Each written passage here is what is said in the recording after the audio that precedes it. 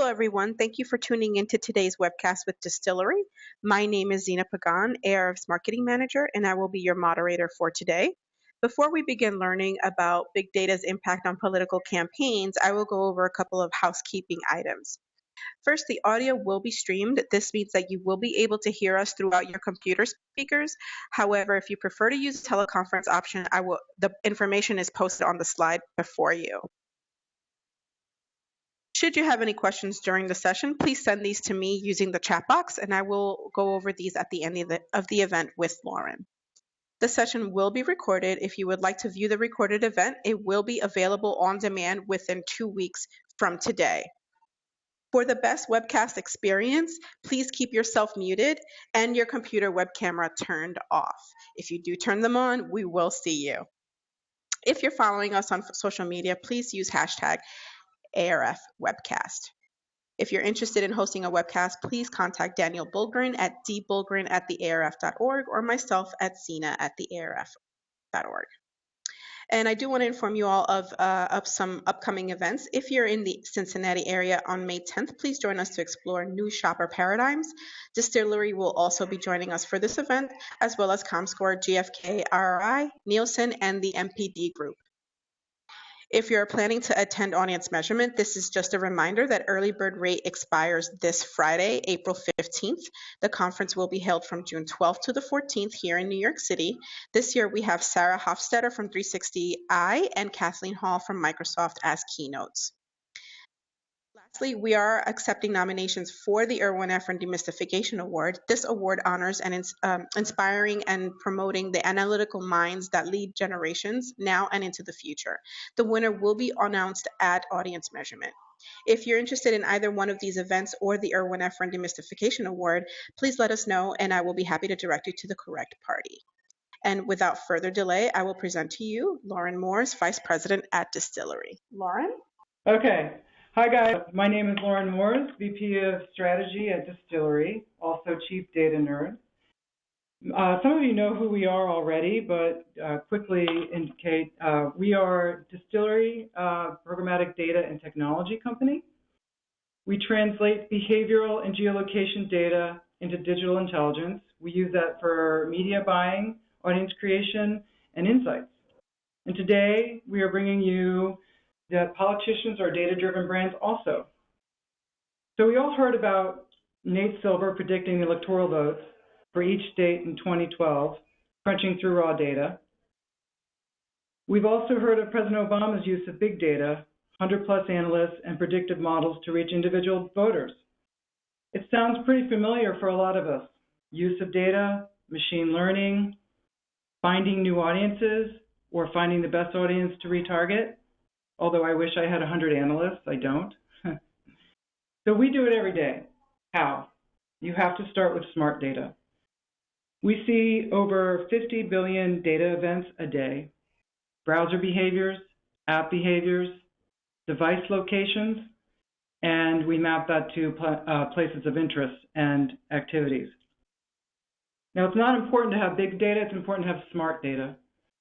So when you're receiving that much, you need to make sure that you're handling bots, fraud, location inaccuracies, anything like that in order to harness it. So back to big data and politics. We have a political team at Distillery focused on harnessing our technology, specifically to see how well we could provide analysis on politicians as brands. So this includes applying our data in a different way to achieve new results and adding new ways of collecting and integrating data. And I guess I should start to use the slides. So here's our slide on the big data, right? Turning it into smart data, browser behaviors, app behaviors, locations. And essentially we use that in order to understand locations visited, apps used, websites visited, and other devices used using our crosswalk, which is a probabilistic matching algorithm. So back to politics. How are we going to approach this season, as you call it? Well, we knew that there was a lot of discussion about millennials and the vote of millennials and or college students in this particular election, and would it make a difference? And we decided we'd focus on Iowa. Knowing that as a ad tech platform, we are dealing with sparse data and we do not use PII, we chose an experiment that would work within those constraints. So why Iowa? The Iowa caucus is a great place to start for multiple reasons. Each caucus location is for a specific party, and the caucus for both parties happened on the same day. Plus, it's the beginning of the primary season. It was also the first time that the university students in Iowa were going to be in session, so we would be able to measure their impact on the results. So not only did we identify each caucus location, but we also identified each university in Iowa in order to set up our experiment. Now, what happened? So essentially, there's 198 caucus sites in Iowa, one for each party in each of its 99 counties. So during the caucus time period, we aggregated device IDs that we saw in those particular locations. And we overlapped that information with the devices we saw in universities for a period 2 weeks prior. Because our hypothesis at the time was going in, okay, we have a story here about millennials, we have a story here about college students. And the sample size we collected over the time period of the caucus was 16,000 plus. And we determined of those 16,000, 5.4% of those participants were seen on a university campus the previous 2 weeks. We compared that to some benchmarks. We found that it was consistent with exit polls that indicated of the 10% Democrat and 7% Republican caucus participants were in the 17 to 24 age bracket. So we knew that we had some data to start with. We didn't really know what the story was going to be. So what do? We use our bread and butter of marrying device ID to behaviors. So collecting device IDs, matching that information to the other data that we have on those device IDs, whether that be through web behavior, web app behavior, or other places visited. And I can tell you there's a lot of trial and error, right? What really is the story here? Is there enough data? Is there enough difference in the politicians to actually indicate something of interest? So we decided, we looked at it and sliced and diced it a few ways. And once the results came out on February 2nd, we identified the counties where one of the candidates won at least by 5 percentage points. And we did that by Democrat and Republican, because we're trying to get a baseline. We're trying to understand, I don't really know who you voted for, right? I know that you voted Republican because you went to that Republican caucus. I know that you voted Democrat because you went to the Democrat caucus, but I don't know who you voted for. So essentially, we have the device IDs, we have the behavior, we have these audiences. Well, how are we going to index them? So looking at the different counties and assigning each county to a winner based off of the actual poll results, we were able to come up with some pretty interesting characteristics of each politician, each candidate's audience. So, and here's the outline of what Iowa looked like. And as I said, we looked at each one of these counties and we measured those candidates that won by at least 5%. So who's the audience? And what we did is we indexed this across our crafted audiences. Crafted audiences are lifestyle, B2B, in-market. Gives a really good idea of behaviors for a particular marketer, and in this case, for a particular candidate. In addition, we measure the university student participation. So university student participation did matter for Sanders, but also Clinton and Rubio. And I know going into Iowa, everybody thought it was just going to be a walk away for Sanders in terms of millennials, not really thinking about the impact it might have on the Republican side. But for Rubio, it really made a difference. Some other generalities that we found. Caucus goers expecting a child or with a young baby tended to be in the Republican caucus. Caucus goers in counties won decisively by Trump tended to have stronger household interests, grillers, do-it-yourself, lawn and garden, hardware. Contrast that with the fact that Trump under-indexed on B2B, on business.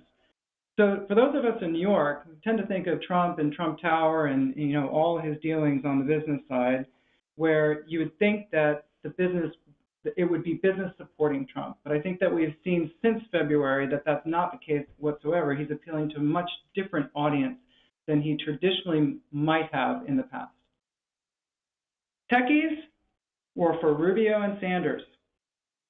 Sports fans, mostly Rubio and Sanders, except for NASCAR. And that's where Trump and Clinton showed up. In general, from Clinton, we saw non-millennial women, working moms, women over 55, but she did get significant university support in some of the counties. Sanders, as you might expect, millennials, media, gaming. Rubio, millennials, NCAA fans. And Cruz had a under-indexing on online healthcare and B2B HR. And I think that for any of you listening to or watching these candidates, that makes sense based off of his platform. So that was Iowa, and that was fun, right? It was really cool to figure out, we could actually provide some audience insights on each candidate. This worked for Iowa. It didn't work for any other caucus. It didn't work for primary. Why? We, as tech platform, where we're getting streams of data, and a lot of the data is based off of publisher, where you might not have a full census of a particular audience, are using sparse information to pull together insights. So for something where you go in and vote, you're not likely to get on your phone, right? And for the other Iowa caucus, right after Iowa, they were either Democrat one day or Republican the other day. And by that time, we felt that the race had started to gel a bit. And there really wasn't any question about who the top runners were going to be. In addition, some states would not give us their data. So I know that the Nevada Democratic caucus would not give us their locations, so we weren't able to map that information. So what were we going to do? We decided that the window had closed on that type of analysis for this particular race. We decided to bring in another asset. We decided to experiment with advertisement polling, something that we had thought about doing in the past. It's not our core, but we knew we had the capability to serve up a survey within the creative to ask very simple questions. And we asked right after Super Tuesday, from March 3rd to March 5th, specifically, which candidate did you vote for? Now, I have to tell you that we originally went out with a copy on the survey, which was not as specific. And for those of you who are in the qualitative side and know that survey questions have to be very particular in order to make sure that you're not biasing results or you're actually measuring correctly, it was so ambiguous that we pulled it and reran with something very concrete.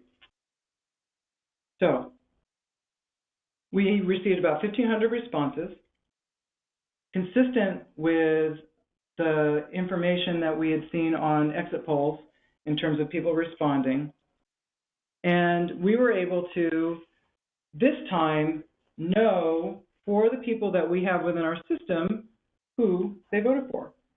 And it was very parallel to the results that we'd already found for Iowa.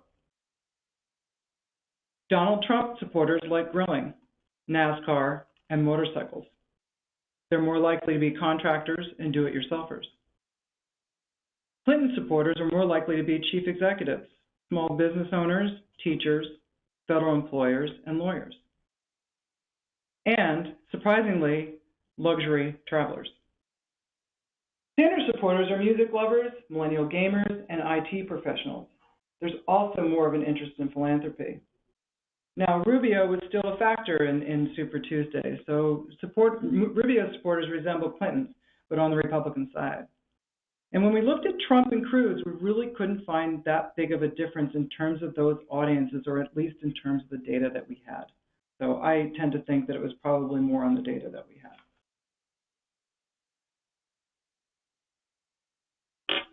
So what's next?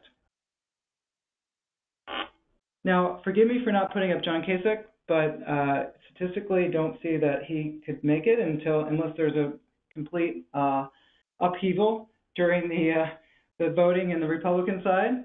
So I'm going to focus on these 4 candidates. We've shown that we can use location intelligence to provide audience behaviors for the candidates. We've shown that we can use survey as a seed set in order to do the same thing. Now, obviously things have changed a little bit. Sanders has taken the last 7 to 8 contests, but I think the audience is probably the same. So what can we do with that? Our next step is we're going to use those audience that we know over-index for each candidate, and we're going to map it out across those primaries that are upcoming. And we're going to test our ability to predict who will actually win across the board. Now, it could be, a experiment. It could be something really interesting. But we feel it's really important to continue to push our analysis and intelligence in this area, because this is the road that our marketers take, right? And politicians are no different. And essentially, particularly with this race, like going after your typical is not going to work. You're going to have to find out exactly how to get to that individual, similar to what Obama did in 2012. So just to recap, so we layer behaviors and location intelligence to reach voters. And essentially, we're using intelligence from the digital side to map to the physical side and understand insights for areas of interest. In this case, it's politics. And with that, I'm done.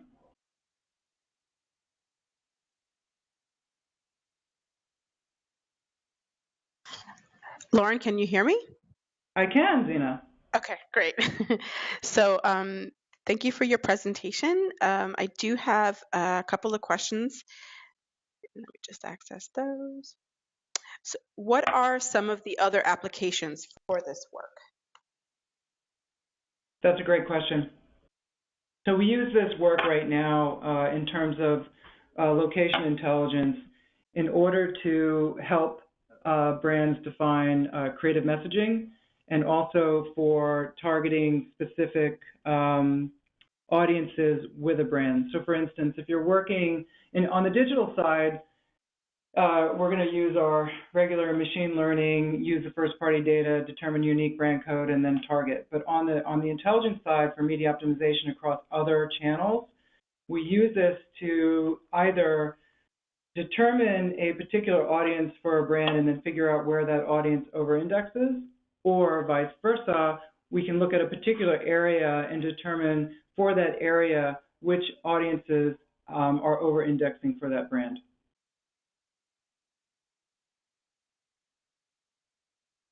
Okay, next question. Can this be done for other verticals or events?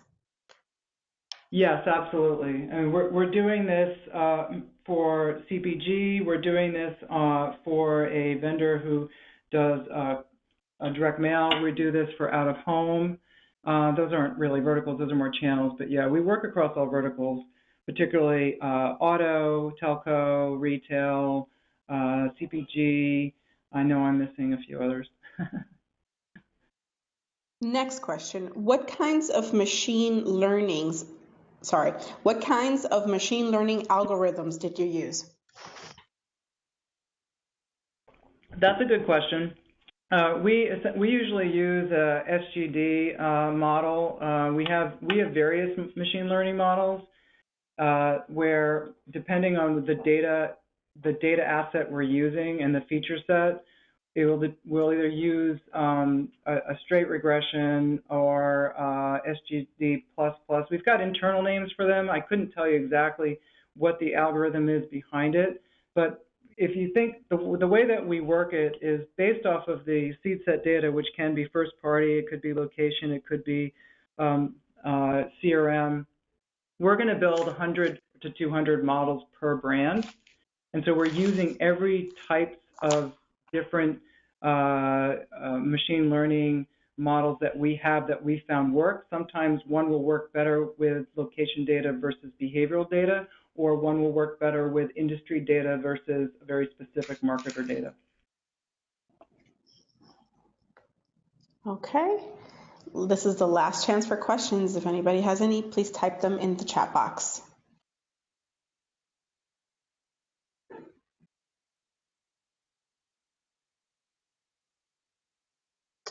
All right, so if you do have questions after our event has ended, please send those to me. I'm at zena@thearf.org. That's Z as in zebra, ENA@thearf.org, and I'd be happy to forward these along to Lauren so that way you can continue the discussion offline. Lauren, are there any final thoughts that you want to share with us today? No, I appreciate the participation. I know we were short. I think it's a pretty simple concept. But the takeaway really is that, you know, we work with behavioral data, and that's really what it's about. And it's the core of what I've been doing for 20 years. But please don't target me or because I'm a mom and I'm of a certain age, because you're going to miss out on a lot of opportunity. And that's true whether you're a marketer, a politician, or anything else. It's like you look at behaviors, and there's so much data out there about that. If you use it wisely, then you can do the right thing. Thank you so much, Lauren. Thank you for taking the time to present your presentation with the ARF and our membership. And I look forward to hosting you guys again. We'll see you in Cincinnati. I'm not sure if it's you presenting, but I know Distillery is involved. Thank you, everyone, for showing up. Yeah, we look forward to Cincinnati. Thank you. Awesome. Thank you. Bye-bye. Bye.